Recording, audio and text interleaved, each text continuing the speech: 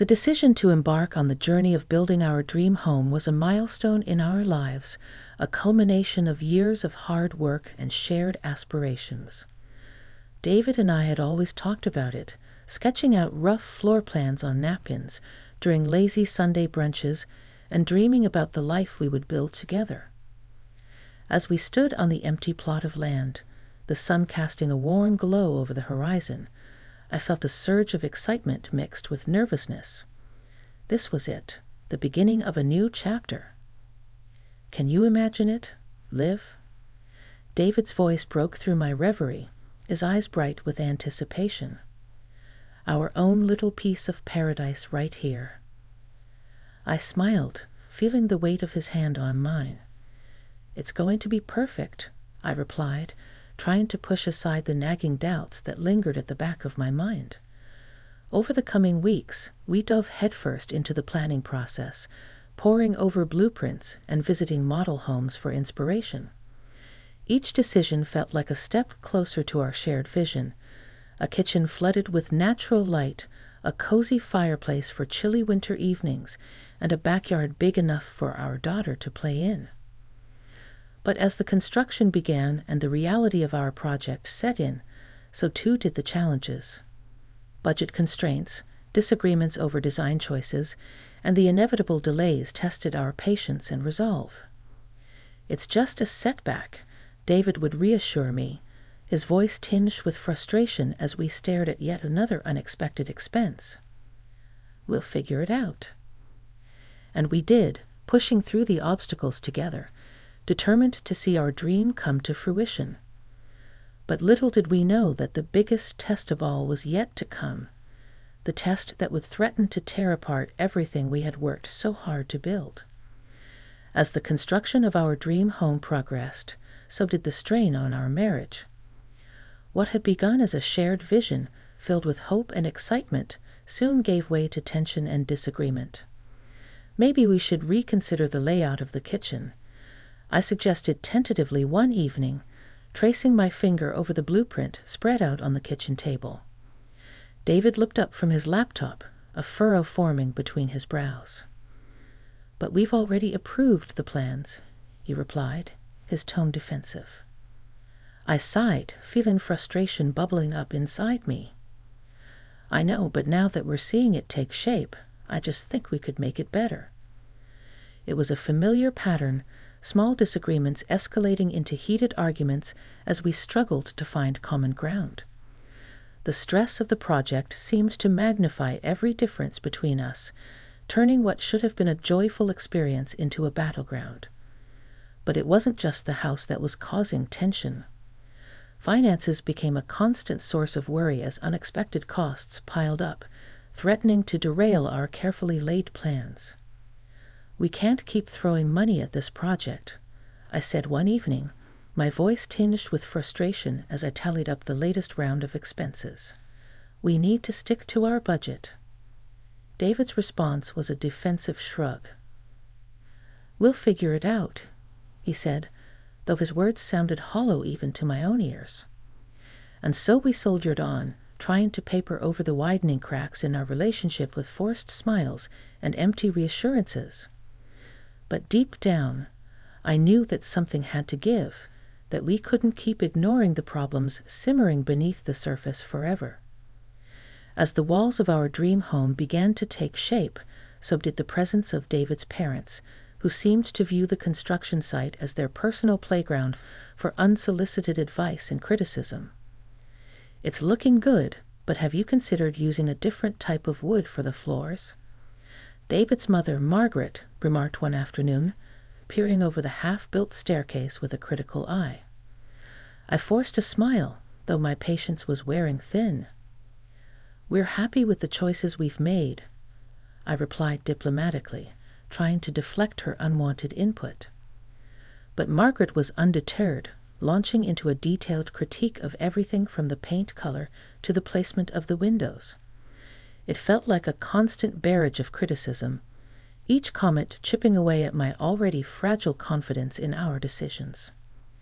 David, ever the peacemaker, tried to intervene, but his attempts to placate his parents only seemed to fuel the fire. Maybe we should listen to what Mom and Dad have to say, he suggested one evening as we sat down to discuss the latest round of feedback. They've been through this before, after all. I bristled at his words, feeling a surge of resentment rising within me. "This is our home, David," I replied, my voice edged with frustration. "We should be the ones making the decisions, not them." But David was torn, caught between loyalty to his parents and loyalty to me. It was a delicate balancing act that threatened to tip precariously at any moment, leaving me feeling isolated and alone in the midst of our shared project. And so the battle raged on, with David's parents continuing to insert themselves into every aspect of the construction process, their presence looming over us like a dark cloud on the horizon.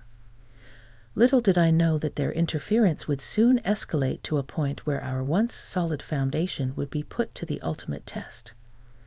The tension in our household reached its peak when David dropped a bombshell that shattered the fragile peace we had managed to maintain amidst the chaos of construction.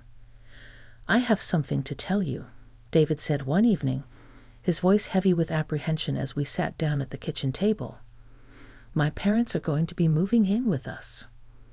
The words hung in the air like a heavy fog, thick and suffocating, as I struggled to process what I had just heard. "What do you mean, they're moving in?" I asked, my voice tinged with disbelief.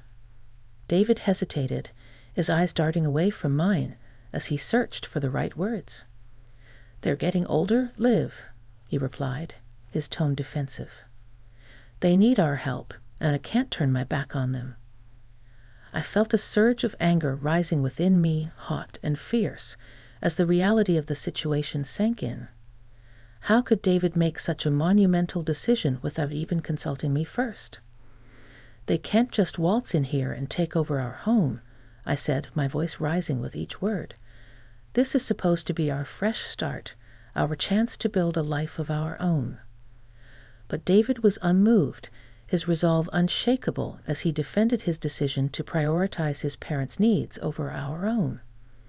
It was a betrayal of the highest order, a slap in the face after everything we had been through together.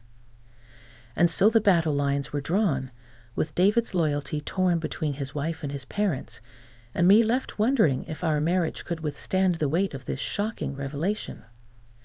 The tension in our home reached a boiling point as the implications of David's decision to have his parents move in with us became more apparent with each passing day. What had started as a disagreement had now escalated into a full-blown family crisis. "I can't believe you're doing this," I shouted, my voice echoing off the walls of our once happy home as I confronted David in the living room.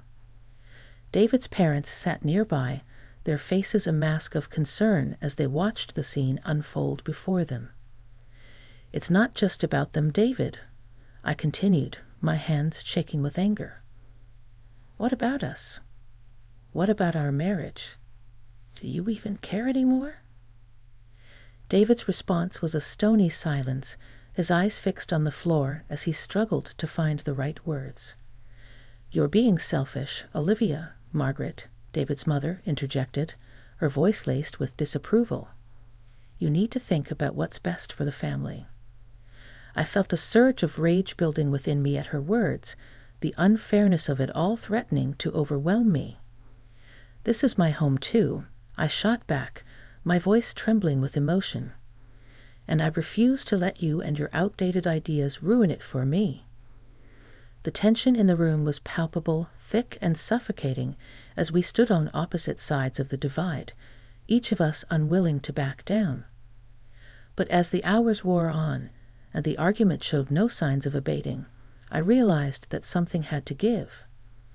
I couldn't continue living in a house filled with resentment and animosity, and I knew that staying would only prolong the pain for all involved. And so, with a heavy heart and tears streaming down my face, I made the decision to leave. It wasn't an easy choice, but I knew it was the right one for both me and our daughter. We deserved better than to be trapped in a toxic environment, and I was determined to do whatever it took to reclaim our happiness and our freedom. The decision to divorce David weighed heavily on my heart as I packed our belongings, knowing that once I walked out that door, there would be no turning back. But I couldn't ignore the toxic atmosphere that had enveloped our once happy home, suffocating me with its bitterness and resentment.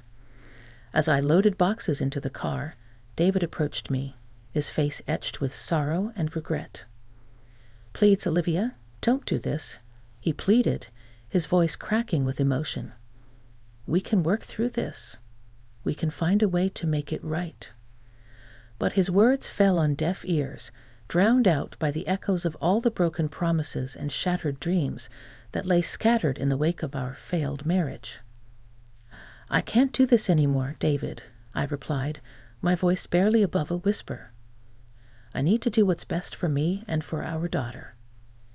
And with that, I drove away, leaving behind the wreckage of our shattered dreams and the painful memories that haunted every corner of our once happy home. In the days and weeks that followed, the reality of my decision began to sink in, filling me with a mixture of grief and relief. It wasn't easy, letting go of the life I had once imagined for myself, but I knew that staying would only prolong the pain and the heartache for all involved.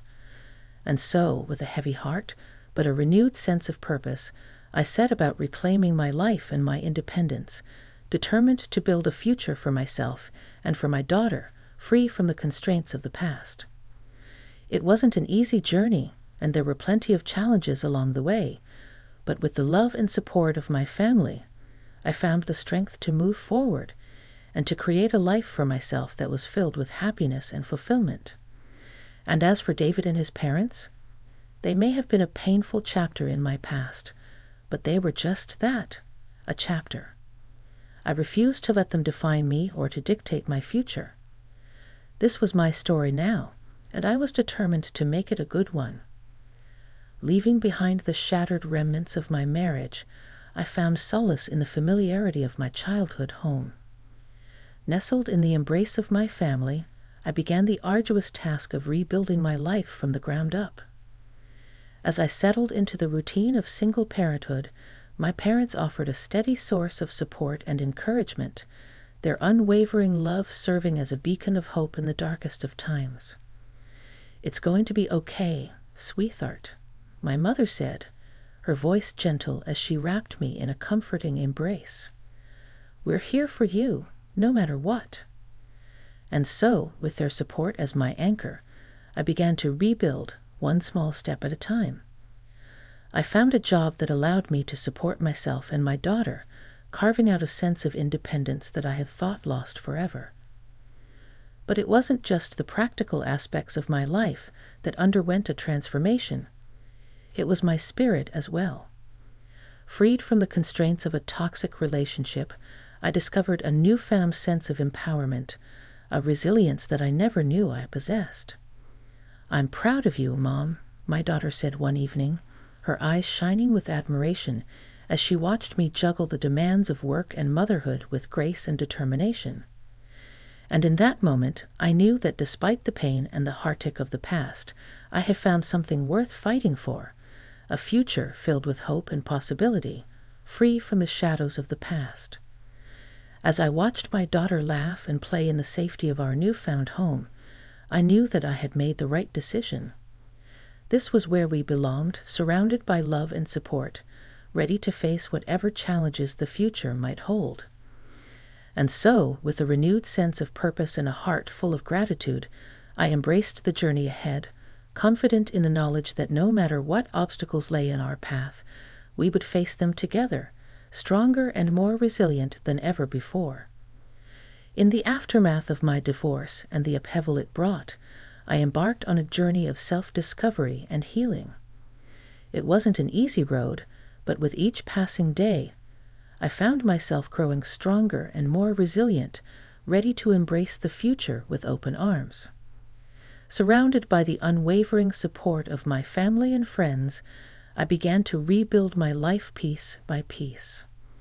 I threw myself into my work, finding solace and fulfillment in the challenges it presented.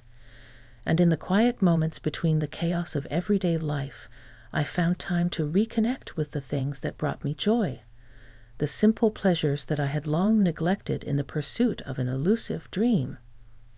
"It's good to see you smiling again," my best friend remarked one afternoon, her eyes filled with warmth and affection as we shared a quiet moment together. I smiled back, feeling a sense of gratitude wash over me. "I've missed this," I admitted, my voice tinged with emotion. "It feels good to finally be myself again." And as the days turned into weeks and the weeks turned into months, I found myself embracing the possibilities of the future with a newfound sense of optimism. I began to dream again, allowing myself to envision a life filled with happiness and fulfillment, free from the shadows of the past. But perhaps the greatest joy of all came from watching my daughter thrive in our new life. Freed from the constraints of a toxic environment, she blossomed before my eyes, her laughter filling our home with a sense of joy and wonder that I had thought lost forever. "I love our new home, Mom," she said one evening, her eyes shining with excitement as she twirled around the living room.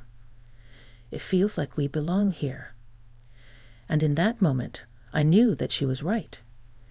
This was where we belonged, surrounded by love and support, ready to face whatever challenges the future might hold. And as I looked out at the world with a renewed sense of hope and possibility, I knew that the best was yet to come.